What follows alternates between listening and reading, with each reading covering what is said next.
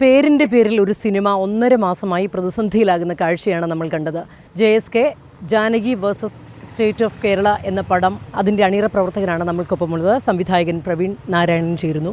വലിയ സമ്മർദ്ദമായിരുന്നല്ലോ അല്ലേ ഇത്രയും ദിവസങ്ങൾ? ഇപ്പോഴും നല്ല സമ്മർദ്ദം തന്നെയാണ് ഈ നിമിഷവും കടന്നു പോകുന്നത്. സമ്മർദ്ദത്തിനൊരു അയവ് വന്നിട്ടില്ല, എങ്കിലും ആശ്വാസകരമായ കുറച്ച് കാര്യങ്ങൾ നടന്നു എന്നുള്ളൊരു സത്യമാണ്. അതിൻ്റെ ഒരു റിലാക്സേഷൻ ഉണ്ടോ? ഇത്രയും പ്രതീക്ഷിച്ചിരുന്നു, അതോ ഡബ് ചെയ്യേണ്ടി വരും എന്നൊക്കെ ഭയന്നിരുന്നു അല്ലേ? തീർച്ചയായിട്ടും ഡബ് ചെയ്യേണ്ടി വരും എന്ന് തന്നെ നമ്മൾ കരുതി. അതിനുള്ള കാര്യങ്ങൾ മുന്നോട്ട് നീക്കാമെന്ന് തന്നെ കരുതിയിരിക്കുമായിരുന്നു. കാരണം അത്രയേറെ പ്രഷറും ഫോഴ്സും ഉണ്ടായിരുന്നു. തുടക്കത്തിൽ നിന്ന് നമ്മൾ അത്രത്തോളം ശ്രദ്ധിച്ചിരുന്നില്ല. ഇപ്പോൾ ഈ കോടതിയിലേക്ക് ഇത് വന്നതോടുകൂടി വലിയ പബ്ലിസിറ്റിയായി. അപ്പോൾ ഫ്രീ ആയിട്ടൊരു പബ്ലിസിറ്റി ഇതിൻ്റെ അണിയറ പ്രവർത്തകർ എടുത്തതാണോ എന്നൊരു സംശയമൊക്കെ വേണമെങ്കിൽ കേൾക്കുന്നവർക്ക് വരാമല്ലോ.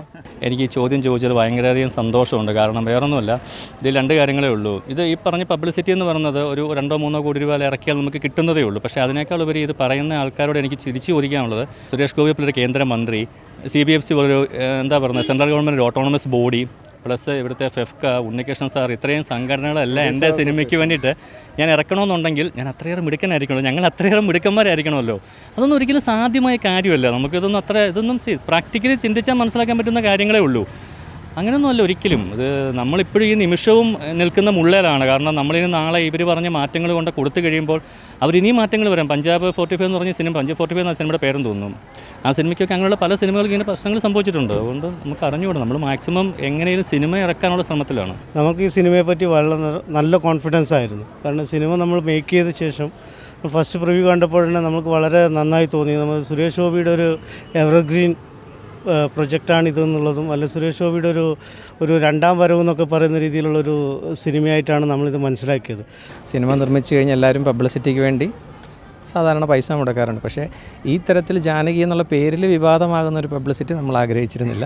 കേന്ദ്ര കഥാപാത്രമായ അല്ലെങ്കിൽ നായകനായ സുരേഷ് ഗോപിക്ക് നല്ല കോൺഫിഡൻസ് ഉണ്ടായിരുന്നു അല്ലേ? തീർച്ചയായിട്ടും സുരേഷ് ചേട്ടന് ഇപ്പോഴും ഈ സിനിമ എപ്പോഴും നമ്മുടെ പുറകിൽ തന്നെയാണ്. ഓരോ നിമിഷവും കാര്യങ്ങൾ അന്വേഷിക്കുന്നുണ്ട്, ചോദിക്കുന്നുണ്ട്. അദ്ദേഹത്തിനാണ് ഏറ്റവും കൂടുതൽ സിനിമ ഇറങ്ങിക്കാണമെന്ന് ആഗ്രഹമുള്ളത്. എപ്പോഴേക്ക് സിനിമ ഇറക്കാൻ പറ്റുമെന്നാണ് വിചാരിക്കുന്നത്? അടുത്ത വെള്ളിയാഴ്ച ഇറക്കണം എന്നാണ് ഞങ്ങളുടെ ആഗ്രഹം. അത് സാധിക്കണമെന്നുണ്ടെങ്കിൽ നമ്മൾ സെൻസസ് സർട്ടിഫിക്കറ്റ് കിട്ടിയാൽ ഇമ്മീഡിയറ്റ് വെള്ളിയാഴ്ച ഇറക്കും. നിങ്ങൾക്ക് എപ്പോൾ ഈ പുതുക്കിയ പതിപ്പ് കൊടുക്കാൻ സാധിക്കും സെൻസർ ബോർഡിന്? എനിക്ക് തോന്നുന്നു ഒരു ഡേ ആഫ്റ്റർ ടുമോറോ, നാളെ ഒരു ബിഫോർ ഫ്രൈഡേ, ഒരു വെള്ളിയാഴ്ചയ്ക്ക് മുമ്പായിട്ട് നമുക്ക് സബ്മിറ്റ് ചെയ്യാൻ പറ്റുമായിരിക്കും.